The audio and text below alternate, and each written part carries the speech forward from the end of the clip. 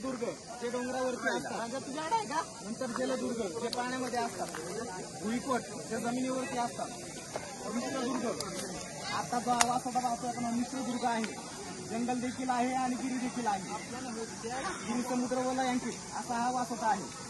त्याच्यानंतर मिश्रदुर्ग, वनदुर्ग जे जंगलामध्ये असतात, असे 5 प्रकार किल्ल्यांचे असतात. आता आपण येताना आपल्याला प्रवेशद्वार लागेल. प्रवेशद्वार पूर्णपणे उद्ध्वस्त आहे. थोडंसं व्हिज्युअलाइज करा, कल्पना करा फक्त तिथे पूर्वीच्या काळी कसं असेल. पूर्ण कमानीदार, बाजूला तिथे दोन्ही बाजूने देवड्या आहेत. देवड्या कशासाठी? सैनिकांना, पहारेकऱ्यांना आरामासाठी. रक्षण तेवढे ते आराम करतो म्हणून त्या देवड्या तिथे. वरती आल्यानंतर तुम्हाला दिसतं बजरंगबलीचं मंदिर. खाली बघितलं आधी पायथ्याला कोणत्याही किल्ल्यावरती जा, तिथे तुम्हाला महादेवाचं आणि बजरंगबलीचं मंदिर दिसणार म्हणजे दिसणार.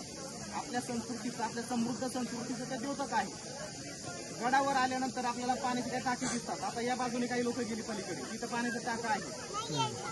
गड बांधताना गडावर अगोदर काय बघितलं जातं? तटबंदी तर बांधली जाते, त्याच्यानंतर पाणी साठा. आता खाली बघितलं तर पाणी नसते, परंतु आता साधारण 40-50 वर्षांपूर्वी हे ट्रॅक्टर वगैरे आले. आज आपण विसरूचे जलाशय पाहतो, त्याला शिवसागर जलाशय असं म्हणतात. कोयना डॅम बांधले, त्यानंतर तो जलाशय इकडला खेळ पसरला. पूर्वीच्या काळी असं काही नव्हतं. तेव्हा गडावर पाण्याचा अंदाज घेऊन असे टाके खोदले जायचे. आता टाके खोदले जायचे, टाके खोदल्यानंतर त्याच्यात जे काही रॉ मटेरियल निघायचे, जे काही दगड वगैरे निघायचे, त्या दगडाचा वापर तटबंदीसाठी केला जायचा. इथे एक पाण्याचं टाक आहे, पुढे आहे, आणि तिथे गेल्यानंतर अजून पाण्याच्या टाक्याच्या अलीकडे थोडंसं तुम्हाला चुन्याचा घाणा दिसेल. चुन्याचा घाणा म्हणजे काय? त्याचा उपयोग कशासाठी? तर गडावर आपल्याला बांधकाम करायचं. पूर्वीच्या काही का सिमेंट वगैरे अशा काही गोष्टी नव्हत्या. चुना असायचा, त्याच्यात काही विशिष्ट पदार्थ टाकले जायचे. टाकून तो चुना मळला जायचा. ते चाके, त्या चाकाच्या साह्यानं चुना मळल्यानंतर तो बांधकामाला वापरला जायचा. आपण तिथून थोडंसं पलीकडे गेलो की तिथं आपल्याला बाबूकडा लागतो. बाबूकड्याच्या पाठीमागं पण एक आख्यायिका आहे.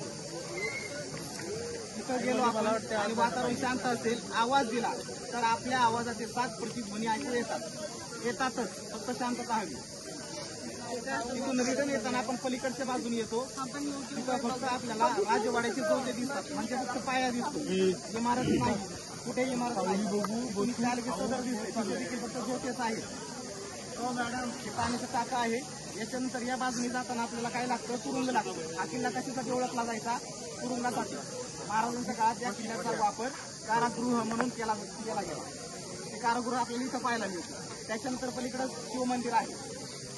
त्या मंदिरानंतर पलीकडे आपण जातो नागेश्वराकडे, नागेश्वराचा सुळका. आता त्याला नागेश्वराचा सुळका असं का म्हटलंय? पलीकडे नागेश्वराचं मंदिर आहे, त्या दिशेला तो सुळका आहे. आपण कोणत्याही गडावर गेल्यानंतर त्या गडाला काहीतरी दरवाजे असतात, दरवाजाला विशिष्ट नाव असतात. तुम्ही राजगडावरती गेला की पाली दरवाजाचं नाव आहे. काय आहे? कारण पाली गावाच्या दिशेला म्हणून तो पाली दरवाजा, तसं नागेश्वराच्या दिशेला म्हणतो नागेश्वर. तर असा हा या गडाचा सगळा विस्तृत असा ऐवज आहे. आता कोणत्याही गडावर गेलो आपण ते आपल्याला बघायला काय मिळतं? केवळ अवशेष मिळतात.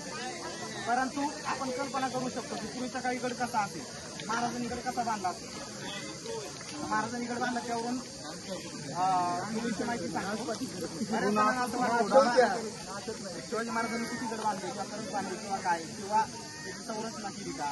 तर साधारण 22-27 वर्षांपूर्वी आपल्या महाराष्ट्रात प्रदेशात म्हणा आपली पहिली राजसत्ता होती, मराठी राजसत्ता सातवाहनांची. त्यांच्यापासून नंतर राष्ट्रकूट आले, यादव आले, चालुक्य आले, कदंब आले, पोर्तुगीज, डच, इंग्रज, मराठी, मोगल, परत बहामनी, हे सगळ्यांनी काय केलं? आयते किल्ले घेतले, काहींनी किल्ले बांधले. त्यात ठराविक वैशिष्ट्यानुसार त्याची संरचना केली, त्याला बांधून घेतलं. महाराजांनी सुद्धा काय किल्ले बांधले? प्रतापगड असेल, राजगड असेल, किंवा सिंधुदुर्ग असेल, विजयदुर्ग असेल, हे किल्ले बांधले महाराजांनी. आणि त्याला संरक्षणाच्या दृष्टिकोनातून कसा आकार दिला. वासोट्याचं मी तुम्हाला खाली माहिती सांगितली, परत रिपीट करतो. वैशिष्ट्य ऋषींचा एक शिष्य होता, त्या शिष्याने येऊन या ठिकाणी येऊन त्यांनी तपश्चर्या केली. आणि तपश्चर्या केल्यानंतर त्याला आपल्या गुरुप्रती आदर व्यक्त करायचा वाटला, किंवा गुरुदक्षिणा म्हणून त्याने या डोंगराला वैशिष्ट्य ऋषींचं नाव दिलं. कालांतराने त्याचा अपभ्रंश होतो. आपल्याकडे अपभ्रंश खूप होतो. नाव महाराजांनी 8 ऑगस्टनंतर 1660 साली महाराजांनी जावळी मारली. नंतर अफजलखानाचा सुद्धा खात्मा केला. त्याच्यानंतर महाराजांच्या काही सरकारने इकडचे बरेचसे किल्ले घेतले, पण हा किल्ला घ्यायचा राहिला होता. का राहिला होता? कारण इतिहासात आणि जंगली स्वागतांचा मुक्त संचार, वाघांचा मुक्त संचार, वाघ भरपूर असायचे, त्यामुळे हा किल्ला घ्यायचा राहिला होता. पण नंतर महाराजांनी हा किल्ला ताब्यात घेतला आणि या किल्ल्याची किंवा या किल्ल्याला घनदाट अरण्याने वेढलेला आहे म्हणून महाराजांनी याला कारागृह म्हणून याचा वापर केला. अशी खूप रंजक माहिती या किल्ल्याची. किल्ल्याबद्दल सुद्धा तुम्हाला सांगितलं प्रकार किती असतात. आता आपण गडावर आल्यानंतर गडाचा इतिहास प्रत्येकाने जाणून घ्यायचा म्हणजे घ्यायचा. आपल्याला प्रश्न पडला पाहिजे हे काय आहे, हे काय होतं, कशामुळे होतं, इथून इतिहास काय या गडाचा. फक्त यायचं ट्रेकिंग म्हणून आणि बघून सगळं नुसतं फोटो काढून जायचं, याला काय अर्थ नाही. मग तुम्ही घरी बसून युट्यूब सुद्धा बघू शकता. इथपर्यंत तुम्ही कष्ट करून आलाय, तुम्ही सगळेजण इतके बिझी असता, इतकं काम करता आणि तुमच्या इथच्या बिझी शेड्यूलमधून तुम्ही वेळात वेळ काढून इथपर्यंत येता हे सगळं बघण्यासाठी. केवळ फक्त फोटो काढण्यासाठी येता का? आपले व्हॉट्सअपचे स्टेटस सजवण्यासाठी येता का? इंस्टाग्रामच्या स्टोरी सजवण्यासाठी येता? नाही ना. ट्रेकिंग झालं पाहिजे, हवा पालट झाली पाहिजे, आरोग्याला पण थोडाफार काहीतरी फायदा झाला पाहिजे आणि दुसरं म्हणजे शिवाजी महाराजांचा इतिहास काढला पाहिजे. तर आपल्याला प्रश्न पडायला हवेत कोणत्याही ऐतिहासिक गोष्टींबद्दल. कोणाला प्रश्न पडला नाही, कोणी काय विचारलं नाही. मला विचारा, मी इथं आहे.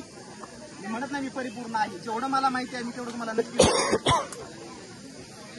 तर आता हा वासोटा गड अत्यंत सुंदर आहे. त्याचं प्रमुख आकर्षण आपण बघितलं कोयनेचं बॅकवॉटर, बोटीनी प्रवास, नंतर घनदाट जंगल, जंगलानंतर हा वासोटा किल्ला अर्ध्या तासाचा सगळा. इथे केवळ त्यांच्या अवशेष शिल्लक आहे.